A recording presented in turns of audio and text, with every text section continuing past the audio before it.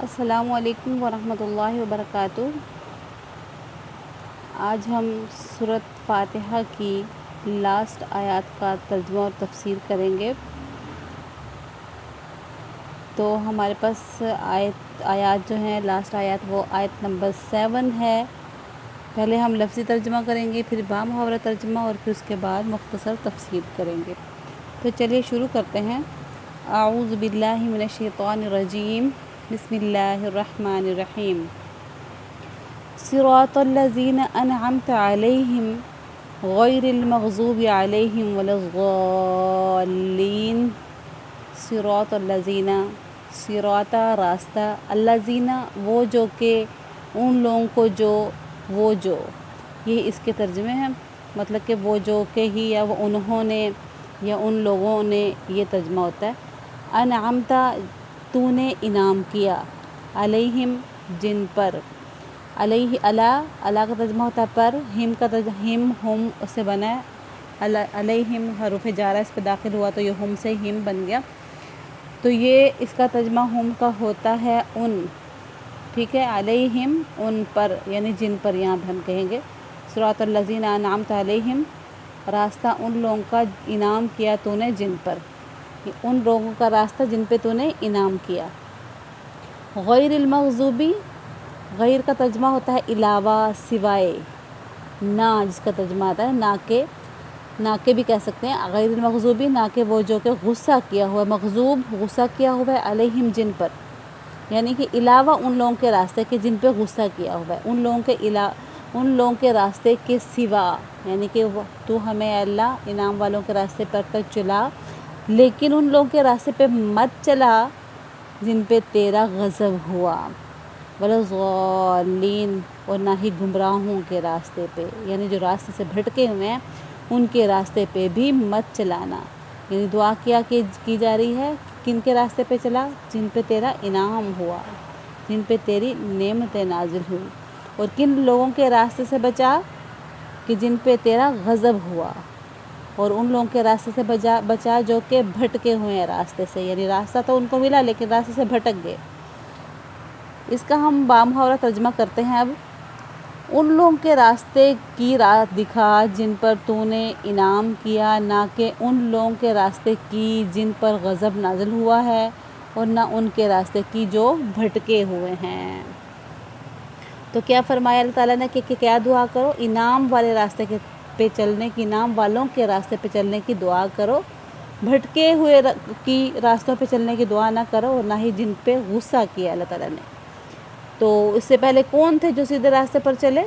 وہ انعام والے لوگ، ان کے راستے پہ چلا جن پہ تیرا انعام ہوا، انعام ان پر ہوا جو سیدھے راستے پہ چلے، جن پر تیرا غضب ہوا ان کے راستے پہ مت چلا، جو تیرے پسندیدہ بندے تھے ان کے راستے پر چلا۔ تو پسندیدہ بندے کون تھے؟ جو سیدھے راستے پہ چلے، مطلب اس سے پہلے کون لوگ تھے جو سیدھے راستے پر تھے؟ من النبیین والصدیقین والشہداء والصالحین وحسن اولئک رفیقا، یعنی نبیوں میں سے، یعنی نبیوں کے راستے پہ چلا، جو انبیاء کا راستہ تھا، اللہ کے فرما بردار تھے اور نبی بھیجے گئے تھے اللہ کی طرف سے۔ نبی تو کوئی نہیں بن سکتا، انسان کتنی بھی محنت کر لے، کتنا بھی نیک بن جائے، لیکن نبی کے درجے تک وہ بالکل بھی کبھی بھی کسی صورت بھی نہیں پہنچ سکتا۔ تو نبیوں کے راستے پر چلا جو انبیاء نے کیا، یعنی ہم کیسے نبیوں کے راستے پہ چل سکتے ہیں؟ نبیوں کا کہنا مانگ کے، فرما برداری کر کے، اور ہم نے کیونکہ آپ صلی اللہ علیہ وسلم کی ہم امتی ہیں، آخری نبی وہی ہے، تو لائق اتباع ہمارے لیے کون سے نبی ہیں؟ نبی کریم صلی اللہ علیہ وآلہ وسلم، محمد صلی اللہ علیہ وآلہ وسلم لائق اتباع ہیں۔ باقی انبیاء پہ ہمارا ایمان ہے کہ وہ اپنے اپنے وقت پہ اپنے اپنے دور میں جو احکامات لے کے آئے تھے تو وہ نبی بھی سچے تھے اور ان کے احکامات بھی سچے تھے، اللہ کے وہ انبیاء تھے، رسول تھے، بندہ بشر بھی تھے اور رسول بھی تھے، لیکن آپ صلی اللہ علیہ وسلم پہ ہم نے ایمان کیسے لے کے آنا ہے کہ جو احکامات آپ صلی اللہ علیہ وسلم پہ اللہ تعالیٰ نے نازل فرمائے ہیں ان پہ ہم نے چلنا ہے۔ تو نبیوں کے راستے پہ چلا، اور صدیقین کے راستے پہ، صدیقین کون؟ سچے لوگ، و شہداء وہ شہیدوں کے راستے پر، و صدیقین کون تھے؟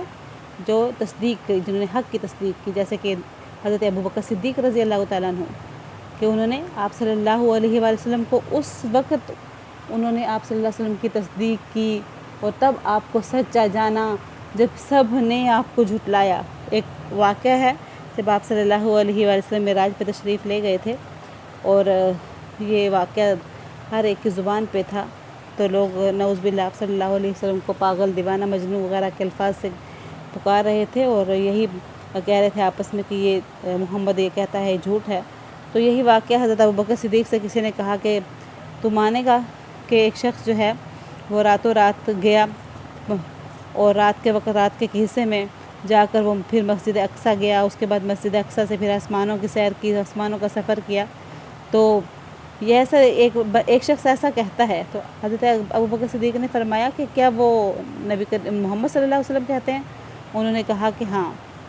تو حضرت ابوبکر صدیق نے فرمایا کہ پھر وہ سچ کہہ رہا ہے، پھر وہ سچا ہے، مطلب وہ اگر انہوں نے کہا ہے تو پھر سچا ہے، پھر سچ کہا ہے، وہ غلط نہیں کہہ سکتے، وہ جھوٹ نہیں بول سکتے۔ تو یہاں پہ آپ صلی اللہ علیہ وسلم کو آپ صلی اللہ علیہ وسلم نے حضرت ابوبکر صدیق رضی اللہ تعالیٰ عنہ کو صدیق کا لقب دیا، یعنی سچ کی تصدیق کرنے والا، سچ کو ماننے والا۔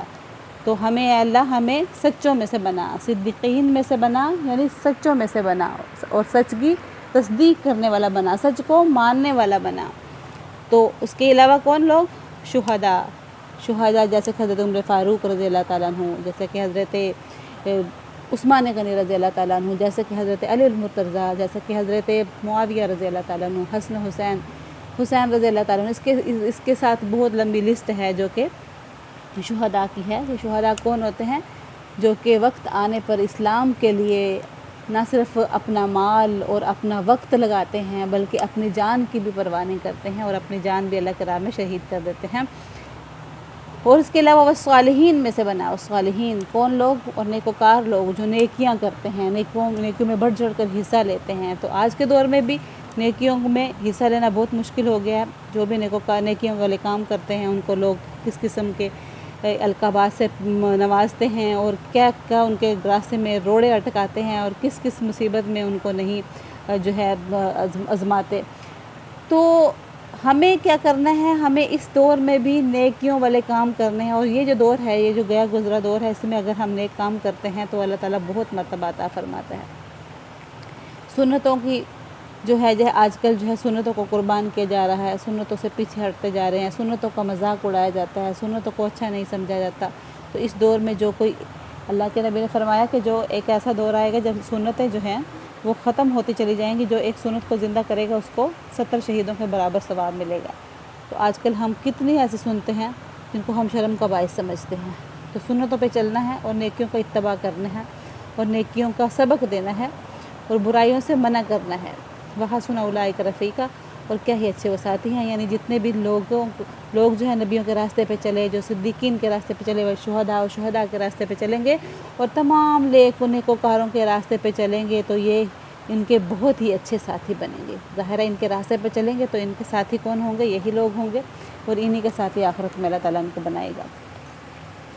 تو ان لوگوں کے راستے پہ تو اللہ نے فرمایا کہ چلنا ہے، اتباع کرنی ہے، ان کے راستے پہ چلنا ہے، لیکن کن لوگوں کے راستے پہ نہیں چلنا؟ غیر المغضوب، اور مت چلا ان لوگوں کے راستے پر جن پر تیرا غضب ہوا۔ اس سے مراد کون ہے؟ اس سے مراد یہود ہیں، اس لیے کہ یہود ایمان والے تھے، یعنی ہم سے پہلے جو یہود تھے ایمان والے تھے، لیکن ایمان والے ہونے کے باوجود انہوں نے کفر کو، شرک کو پسند کیا، انبیاء کی نافرمانی کو پسند کیا، جو رب چاہتا تھا وہ نہیں کیا، نافرمانی کو پسند کیا۔ کہا کہ ہفتے کو مت شکار کرو، اللہ کا حکم تھا ہفتے کو شکار نہیں کرنا، تو ہفتے کو شکار کرنا پسند کیا، نافرمانی کو پسند کیا، اطاعت کو چھوڑ دیا۔ یہود جن پر اللہ کا غضب ہوا، کون تھے یہود؟ جن پہ اللہ کا غضب ہوا، اللہ کا غصہ ہوا، اللہ کی نافرمانی کی وجہ سے عذاب آئے۔ اور یہود کی یہ خصوصیت رہی کہ جو ان سے کہا گیا، جو انبیاء نے حکم دیا کہ اللہ کا یہ حکم آیا تو اس کے خلاف کیا یا انکار کیا اس کا۔ جیسے کہ ہفتے کے دن ہی مچھلی کا شکار کرنے سے منع کیا تو کیا کہ اسی دن شکار کیا، اور ان سے جب اللہ تعالیٰ نے کہا کہ جاؤ فلاں سے جا کے لڑو، جہاد کرو، تو کیا کہنے لگے اے موسیٰ تو اور تیرا خدا جانے، تم جاؤ اسے جہاد کرو اور ہم تو یہاں بیٹھنے والے ہیں۔ ہر چیز کی نافرمانی کی، اور اللہ تعالیٰ ان سے وعدہ کر چکا ہے قیامت تک ان پر اللہ تعالیٰ کا عذاب آتا رہے گا۔ اللہ نے فرمایا کہ قیامت تک اللہ ان پر عذاب بھیجتا رہے گا، ہر صدی میں ان پر عذاب آتا ہے، کیونکہ ان کی سرکشیاں اتنی زیادہ تھی۔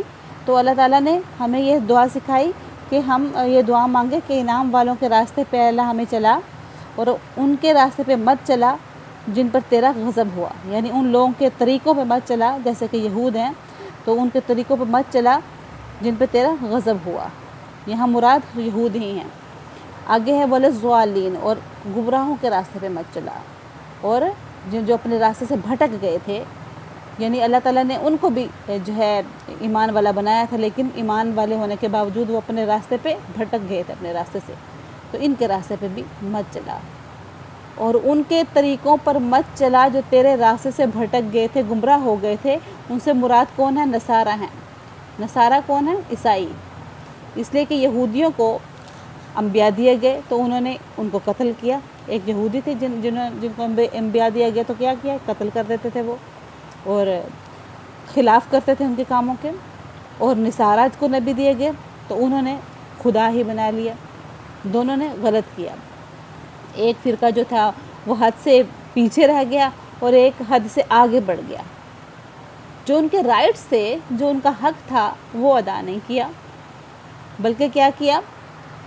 ایک نے تو اللہ تعالیٰ بنا لیا، حضرت عیسیٰ علیہ السلام کو خدا ہی بنا لیا۔ نصارہ جو تھے، عیسائی تھے، انہوں نے خدا بنا لیا۔ اور جو یہود تھے انہوں نے کیا کیا؟ ہر چیز کی نافرمانی، ہر چیز کے خلاف۔ حضرت موسیٰ علیہ السلام کے پیچھے بچڑے کو پوجا کرنا شروع کر دی، شرک کیا، کفر کیا، خلاف کیا۔ اور جو عیسائی تھے انہوں نے خدا بنا ڈالا، یعنی ایک جو یہودی تھے انہوں نے انبیاء کو قتل کیا، اور نصارہ نے خدا بنا ڈالا، یعنی گاڈ یا ون ود گاڈ، خدا یا خدا کے ساتھ ایک اور خدا۔ تو دعا ہم نے کیا مانگنی ہے کہ اللہ ہمیں ان کے راستے پہ مت چلا جن پہ تیرا غضب ہوا، اور ضالین کے راستے پہ مت چلا، یعنی جو راستے سے بھٹک گئے تھے ان کے راستے پہ ہمیں مت چلا۔ تو ہم کو اللہ تعالیٰ نے یہاں گائیڈ لائن دے دی ہے کہ ہم نے کیا مانگنا ہے، ہم نے کیا کرنا کیا ہے، اور سیدھے راستے پر چلنا ہے ہم نے۔ اور سیدھے راستے پہ کیسے چلنا ہے؟ وہ کون سے لوگوں کا راستہ ہے، انہوں نے کیا کام کیے تھے، انہوں نے وہ کس طرح اللہ تعالیٰ کے انعام یافتہ بندوں میں سے بنے تھے، تو یہ ساری چیز ہمیں قرآن پاک میں ملے گی۔ تو ہم نے کیا کرنا ہے؟ انعام والوں کے راستے پہ چلنا ہے، اور ان دو لوگوں کے طریقے سے بچنا ہے جن سے اللہ تعالیٰ نے منع کیا ہے۔ اگر اتنا ہم سمجھ لیں تو دنیا اور آخرت کی کامیابی اسی میں ہے۔ بس انعام والوں کے راستے میں چلنا ہے، جو کہ نبیین، صدیقین، شہداء، صالحین، اور دو لوگوں کے راستے سے بچنا ہے جو انہوں نے کیا وہ نہیں کرنا ہے۔